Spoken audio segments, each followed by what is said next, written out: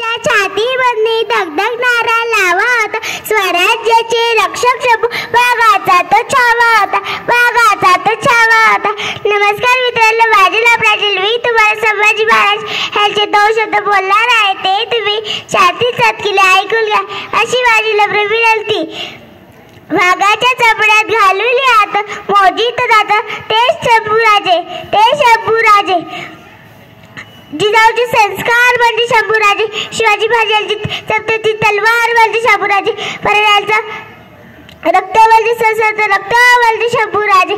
त्यांचा जन्म 14 मे 1657 रोजी किल्ला पुरंदर इथे जन्म झाला. त्यांचे वडिलांचे नाव शिवाजी राजे भोसले व आईचे नाव सईबाई असे होते.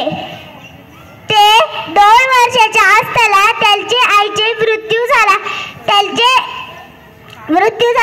आजी राजमाता जिजाऊ ह्यांनी त्यांचा संभाव घेतला.